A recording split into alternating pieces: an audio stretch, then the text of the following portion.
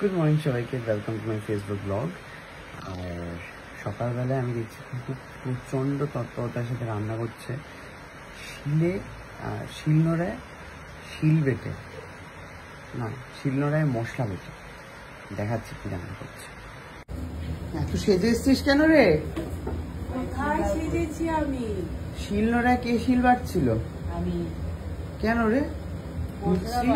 Mixie ফিক্সিতে this না? সর্ষে আবার মিক্সিতে বাটবো, আবার মিক্সিতে আওয়াজ হবে, তোমার ঘুম ভেঙে যাবে। বল রে, কি খবর? খবর ভালো। কি রান্না হচ্ছে? মাছ হচ্ছে, ডাল হয়েছে, আর আলু কুমড়ো ভাজা, আবার তোমার জন্য আবার ডিমের তেলানি হবে। বাবা, এত কিছু! ডিমের তেলানিটা কি করে করবি? যেরকম করে তখন করবি, ডাকবি আমাকে, দেখাবো আমি দর্শকদের। ঠিক আছে। গিফটটা তো এলো না, কবে নিয়ে যাবি রে? আজকে। আজকে কি কিনতে নিয়ে যাবি আমাকে? তুমি যা কিনবে। লোন নিয়েছিস? লোন নিয়েছিস? লোন পেয়েও গেছিস? এই জন্য এত কুটা নিয়ে এসছে জীবনে। দেখলে তো কাকিমা, এর না বেশি। বন্ধন ব্যাংকে গেছিল কি করতে জানো মা? সেদিনকে আবার লোন নিলি তুই? কেন? দরকার আছে। কি দরকার রে? দরকার না থাকলে লোক এমনি এমনি নেয়। হ্যাঁ, কি দরকার বল একটু? দরকার গুলো, ঘর ভাড়া বাকি, দোকান বাকি আছে। কি দোকান বাকি আছে? দোকান বানাচ্ছিস? না, মুদিখানা, জামা কাপড়ের দোকানে। কি এমন জামা কিনলি? আরে ওদের দোকানে মেয়ের যে জামা কাপড় কেনা হয়েছিল, ওই শাশুড়ি, মেয়ের শাশুড়ি ফাশুড়ির জন্য? না না, ওকে জামাই ষষ্ঠীর সময় দেওয়া হয়েছিল। জামাই দেয়নি, জামাইকে 1000 টাকা দিয়েছে। তারপর 1000 টাকা কি হবে? একদম নিচ্ছিল না। আমি বলি আপাতত 1000 টাকা রাখো। সে বলছে আমাকে খাসির মাংস গেলে খাওয়াই দেবে, আমার জামা কাপড় লাগবে না। জামাই কত ভালো আমার। দেখেছিস? দেখ।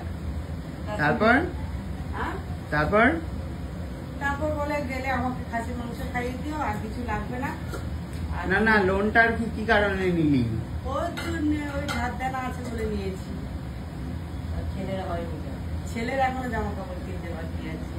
ছেলে তো তোর সাথে কথা বলে না? হ্যাঁ, কথা বলে। বলে? এখন ভালো হয়ে গেছে ছেলে বলছিস?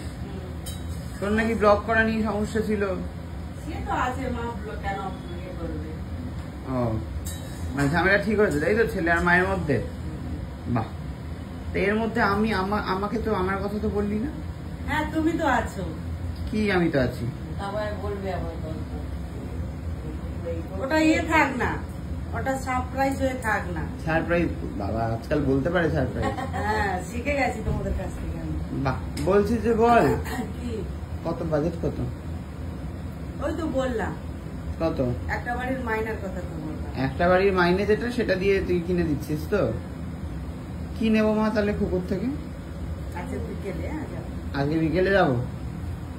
ঠিক আছে, এই কথাই তাহলে। যখন গেলে তার আগে ভাত দুপুরে যাবো, খেয়ে দেবো।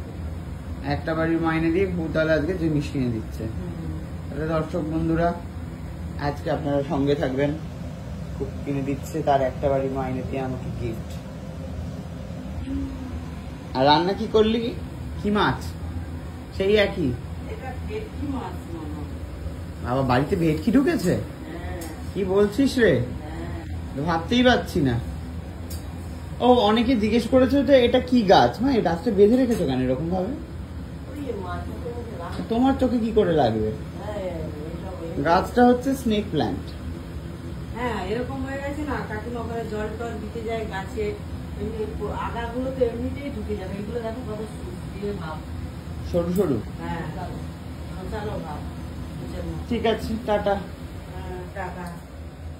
তো আপনাদের কি মনে হয় ঘুঘুর কাছ থেকে আমি কি নিতে পারি? শিগগিরই কমেন্টে লিখুন, লিখে জানান। আর যারা যারা বলেন যে ঘুঘু শুধু নিতে আসে বা নেওয়ার জন্য রয়েছে, দেখুন তারা